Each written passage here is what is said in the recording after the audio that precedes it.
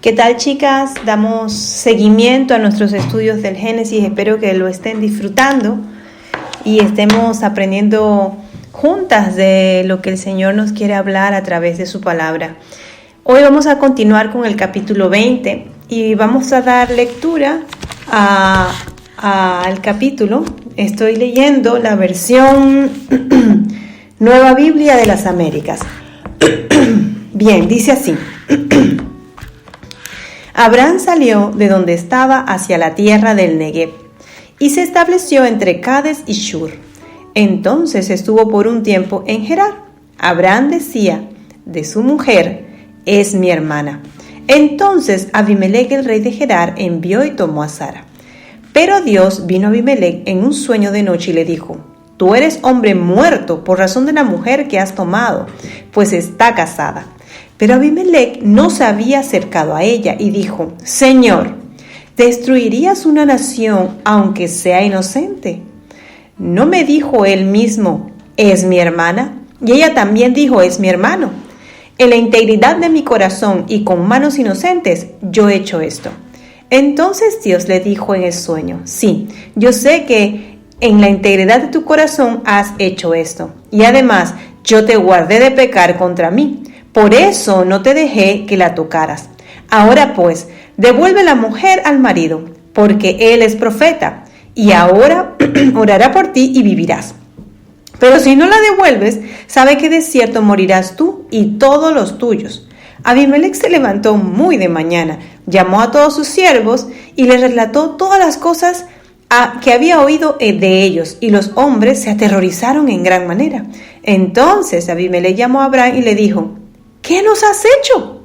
¿Y en qué hemos pecado contra ti para que hayas traído sobre mí y sobre mi reino un pecado tan grande? Me has hecho cosas que no se deben hacer. Abimelec añadió a Abraham: ¿qué has hallado para que hayas hecho esto? Y Abraham respondió: porque me dije, sin duda no hay temor de Dios en este lugar, y me matarán por causa de mi mujer. Además, en realidad es mi hermana, hija de mi padre, pero no hija de mi madre. Ella vino a ser mi mujer cuando Dios me hizo salir errante de la casa de mi padre. Y yo dije a ella: este es el favor que me harás a cualquier lugar que vayamos. Dirás de mí: es mi hermano. Y entonces Abimelec tomó ovejas, vacas y siervos y siervas, y se los dio a Abraham, y se los devolvió a Sara su mujer. Y le dijo a Abimelec: mi tierra está delante de ti, habita donde quieras. A Sara le dijo: mira, he dado a tu hermano 1000 monedas de plata. Esta es tu vindicación delante de todos los que están contigo, y ante todos quedas vindicada. Abraham oró a Dios, y Dios sanó a Abimelec, a su mujer y a sus siervas, y tuvieron hijos, porque el Señor había cerrado completamente la matriz de la casa de Abimelec por causa de Sara, mujer de Abraham. Bueno, iniciamos otro recorrido por este libro tan interesante. Como siempre he dicho, a veces pensamos que encontramos cosas que nos llamen la atención y que son interesantes en novelas o todo este tipo de cosas, y aquel que no ha leído la Biblia, permítame decirle que en este libro tan histórico y tan interesante podrá encontrar las cosas más insólitas que pueden haberse escuchado. Y ahora vamos entonces a ver parte de lo que hemos estado viendo. Dice: vamos a considerar momentos importantes de la vida de Abraham en este capítulo anterior, en todo lo que hemos estado viendo, tales como los momentos en que Dios había anunciado el juicio y la destrucción de las ciudades de Sodoma y Gomorra, que estuvimos viéndolo en los capítulos anteriores con Marta, y que esta ciudad había llegado a un nivel de degradación moral insostenible, algo muy parecido a lo que está ocurriendo actualmente en el mundo. Vimos la preocupación de Abraham por su sobrino Lot, que residía en esta ciudad, y su intercesión por los justos que vivían allí. Finalmente vemos el relato que nos llevó a ver a los 2 ángeles que llegaron a Sodoma y Gomorra, que fueron hospedados por Lot en su casa. Mientras cenaban, los hombres de esa ciudad que les habían estado observando se presentaron a la casa de Lot impulsados por su sensualidad y peores intenciones. En este capítulo que vamos a estar viendo hoy sería uno de los que uno diría voy a dejarlo de lado porque Abraham repitió lo mismo que cometió en Egipto, el mismo pecado. Presentó a su mujer Sara como su hermana, mintió. Sin embargo, este capítulo ha sido colocado aquí para que Abraham y Sara fueran confrontados con esa forma equivocada de actuar, ¿no? Y antes de tener básicamente a su hijo, la promesa de Dios y la bendición anunciada por él era que ellos que aprendieran de esta lección, el reconocer y hacer frente a su pecado en sus vidas de esta mentira para poder experimentar la bendición de Dios. Ahora bien, volvamos a imaginar. ¿Se acuerdan que siempre les he dicho que me gusta que imaginar? Abraham y su familia eran nómadas. Ellos andaban de un lugar a otro. No se quedaban solos en un solo lugar. Ellos se movían según las necesidades que tenían de ir constantemente de esa búsqueda de agua, de pasto para alimentar a su ganado. Y actualmente todavía vemos eso en la gente que tiene ganado. Yo en el poco tiempo que he estado ahorita yendo hacia el norte donde está la ganadería, puedo ver cómo ellos se mueven con sus ganados según donde tengan pasto, ¿no? Buen pasto y agua. Esto es lo que ocurría con Abraham y su familia. Hoy en día en esta región donde ellos estaban, que se habían ido, queda cerca de un wadi. Esto significa una cuenca de río que se llena de agua más o menos en las épocas lluviosas, o también se le dice en francés oued. Justo tenemos un lugar que visitamos en Marruecos que se llama Oued Lao. Y bueno, esto es lo que significaba donde ellos estaban en este momento, ¿verdad? Una región que se ha convertido en un desierto y queda aproximadamente en la actualidad localizada en el sur de Gaza. Abraham había estado en Hebrón por mucho tiempo, pero levantó tiendas y dijo, señores, nos mudamos de sitio, probablemente en búsqueda de mejores pastos. El problema es que él y su familia volvieron a ser desconocidos, extranjeros entre los nativos. Y cuando uno es extranjero, en tierra ajena, uno está en una posición muy vulnerable. Tal vez por esa razón Abraham se sintió con la necesidad de hacer alianzas. Tenía que hacer nuevas alianzas con el rey del lugar. Y vemos nuevamente cómo este nuevo rey se sintió atraído por la belleza de Sara, que aún en sus 90 años podía despertar miradas. Yo me quedaba perpleja, ¿no? La mujer tendría ya 90 años. Y aún así los hombres decían, qué hermosa es. Así que quedé yo con esa intriga, Señor, yo quiero conocer a Sara, porque la belleza del cual se habla allá en la Biblia tiene que ser algo wow. Abraham, por miedo a que lo mataran y salvar su pellejo, le dijo, mira Sara, vamos a hacer un trato. Tú vas a seguir diciendo que tú eres mi hermana. Ahora que llegamos a ese lugar, tú si preguntas, tú eres mi hermana. Total, no estamos mintiendo. Es una verdad a medias. Esto es lo mismo que sucedió en Egipto. Pero Abraham no aprendió de la lección del pasado y volvió a cometer el mismo error. Lo vemos en Génesis 12, del 11 al 13, que lo estuvimos viendo. Al creer que Sara era hermana de Abraham, pues este rey dice, pues para mí. Así que le abrió paso al rey Gerar para tomarla para sí. Vemos entonces cómo el rey, este es en el capítulo 12 de Génesis. Entonces ahora vemos entonces cómo el rey en este momento toma a Sara como parte de una alianza de paz con Abraham y su gente. A todas luces esto era algo incorrecto. Pero a pesar del error de Abraham, este hombre se queda callado. Pero Dios en su infinita misericordia no permitió que nada le pasara a Sara. Yo me pongo en la posición de Sara como mujer y cómo se habría sentido ella de ver que su marido, por salvar su pellejo, prefería 1000 veces mentir y decirle, mira, tú vaya. Así que dicha situación, gracias a Dios, incómoda tal vez para Sara, logró Dios llegar al rescate de Sara y decirle a Abimelech en sueños, ¡hey! Alto ahí, ni se te ocurra tocar a esta mujer porque si no vas a cometer un grave error. El rey había tomado a Sara como concubina, creyendo que podía, pero ella era casada. Y si se hubiera unido con ella, le hubiera traído unas consecuencias negativas a su casa. Y aún así, estando Sara allí, dice que el vientre de sus mujeres, de todas sus concubinas, se había cerrado, ¿no? Así que esto me deja a mí, me queda a pensar de que el tiempo que había pasado no habían sido 2 días, había sido un tiempo prudente, y que gracias a Dios, pues Sara no había sido tomado para este hombre, ¿no? Dios fue bueno no solamente con Sara, sino con el rey, porque él detuvo el acto. Esto lo vemos en Génesis 26 del 8. El Señor protegió a Sara y a Abraham, sino también a Abimelech y a su casa. Vemos cómo este rey, siendo pagano, actuó con integridad. Pero Abraham, que había sido completamente, él fue sincero con Abraham y había sido completamente sincero y honesto. Sin embargo, siendo él un hombre impío, actuó con rectitud y justicia y justo. Vemos cómo él le dice: ¿por qué has hecho esto en contra de mí? ¿Por qué has actuado mal para conmigo? De verdad, qué vergüenza que un impío actúe con mejor rectitud que este hombre que era justo delante de Dios. Y lamentablemente esto es lo que se ve mucho, a menudo, con el testimonio de ciertos cristianos. Y es aquí donde me voy a detener para sacar la enseñanza que hoy quiero recalcar en este capítulo: el buen testimonio de los cristianos.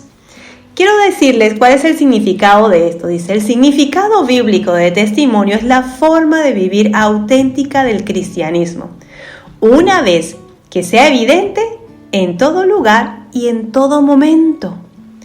En un término general, testimonio es dar testimonio, es declarar la veracidad de un hecho para lo cual se debe de hacer demostraciones. El significado bíblico de testimonio no se limita a la declaración oral o predicación, sino que se extiende al plano de las acciones y de la conducta, de lo que el cristiano hace o deja de hacer como resultado de una vida apegada a las enseñanzas y el ejemplo de Jesús en esta tierra.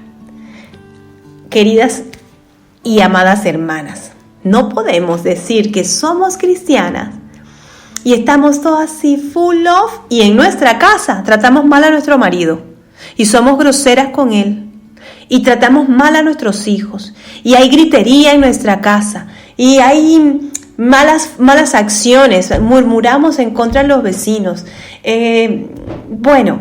mentimos, vemos cosas en las redes que no son apropiadas, vemos series y películas que no son apropiadas.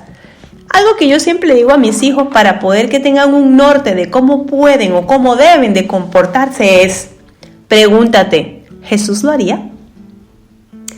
La palabra de Dios nos dice en 1 Corintios 10:32: no seas tropiezo ni a judíos, ni a gentiles, ni a la iglesia de Dios. ¿Qué quiere decir esto?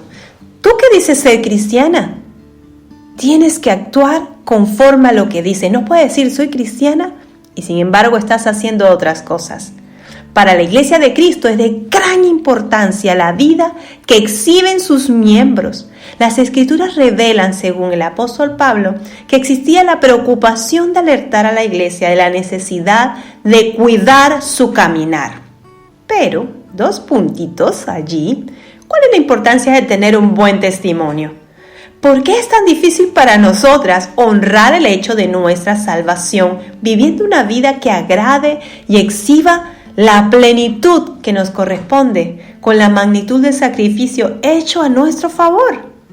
La respuesta podría ser que nuestras vidas pueden ser incluso la única Biblia que muchos lean. No podemos tener la Biblia debajo del brazo como si fuera un desodorante o un bolso y luego no cumplir nada de lo que está allí. ¿Qué clase de testimonio estás dejando? Esta simple pero profunda afirmación nos alerta de la importancia que debemos darle a nuestro testimonio, ya que con él le decimos tanto al incrédulo como al creyente que él es que el Espíritu Santo de Dios vive en nosotras y que su poder y en él podemos andar, como dice Coram Deo. Esta es una frase que recientemente conocí de una buena amiga mía que se llama Nelly. Esta es una frase latina que usaron los reformadores del siglo XVI y que significa: todo lo que hacemos está bajo la autoridad de Dios. ¿Qué significa? Si hoy usted está andando por allí y se le atraviesa en el coche algún ser humano con un poco de maldad por el camino, usted no va a actuar de la misma manera. Usted va a respirar y va a decir: Señor, tu autoridad está bajo tus estrados, bajo ti está esa autoridad. Nuestra razón de vida debe ser andar siempre en el centro de los planes y propósitos de Dios, apercibidas de nuestra incapacidad para lograrlo. Señoras, yo no puedo. Muchas veces, como le digo a la gente, a veces se me quiere volar la paloma del Espíritu Santo y empezar a subir los cuervos y las culebras y salir el viejo hombre que había en mí, y freno, digo: Señor, tengo que dar testimonio de ti, así que voy a someterme a tu voluntad en mi vida, porque mi capacidad de lograr que yo ande de la manera como a ti te agrada no depende de mí, depende de tu ayuda para mi batalla diaria y poder librar los deseos de la carne. Y es allí donde agarro la paloma de vuelta y le digo: tú allí, quietica.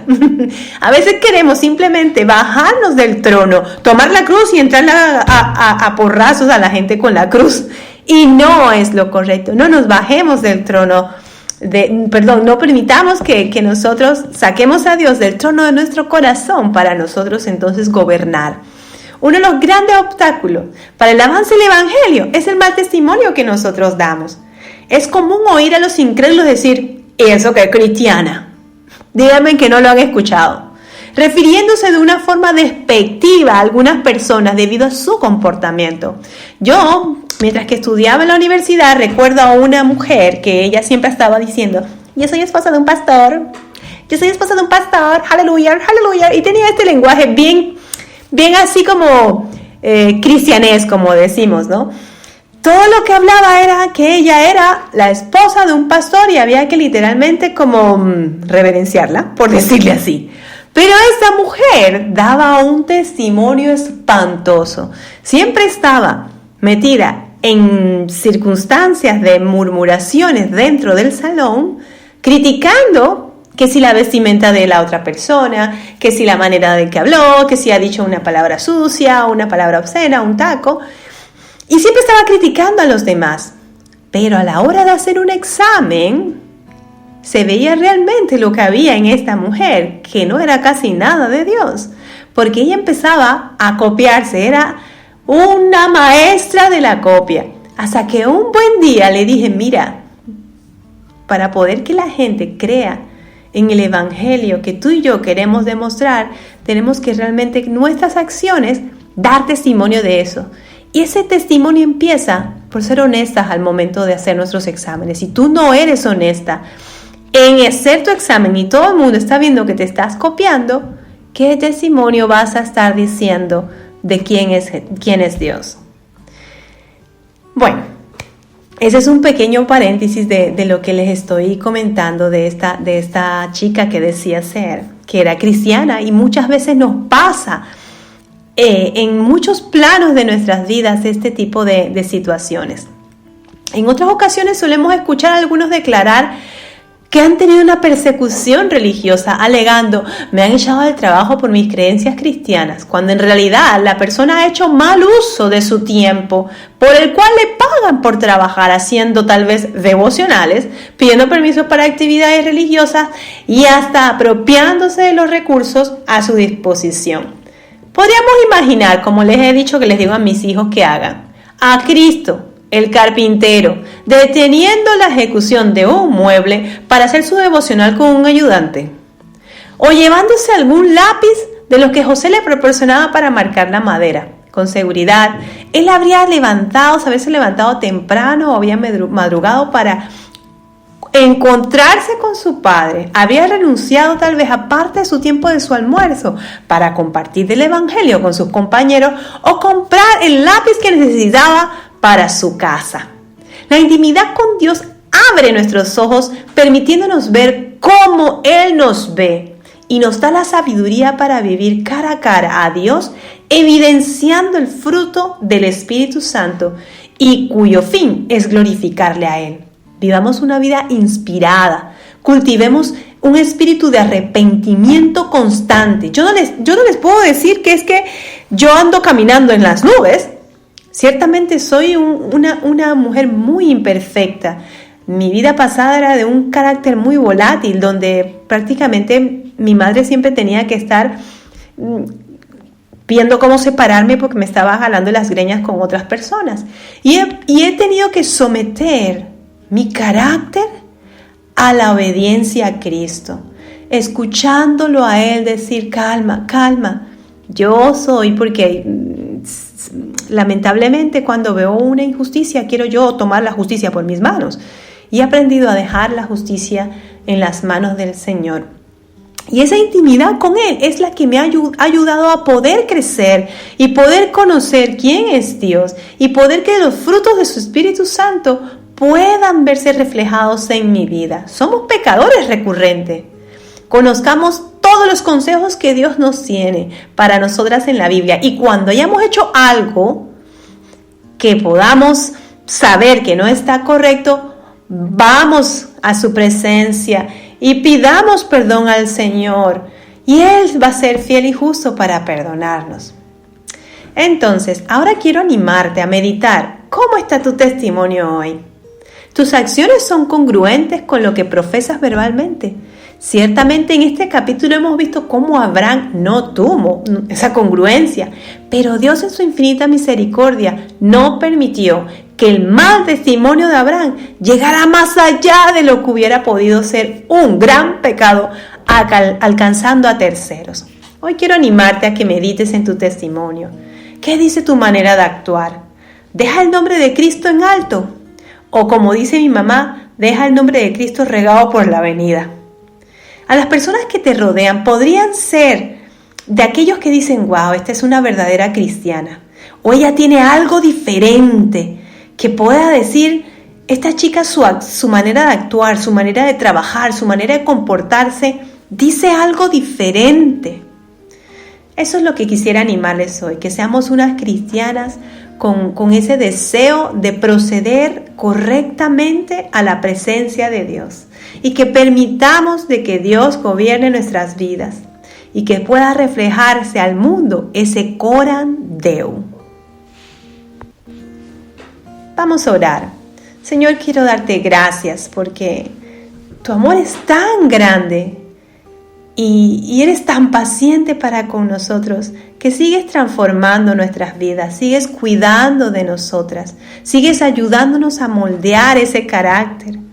Yo te ruego, Señor, que tú puedas susurrar al oído de cada una de las que escucha esto, qué necesita para su vida, qué tiene que cambiar, qué testimonio tiene que dar frente a otras personas, que no solamente sea un bla bla bla, sino realmente un actuar, que ni siquiera hablemos, sino que nuestras acciones puedan reflejar a las personas que en nosotros vive un Cristo vivo, un Cristo que transforma, un Cristo que realmente quiere gobernar nuestra vida. Pero nosotros tenemos, Señor, que rogarte de una manera especial que realmente tú nos ayudes.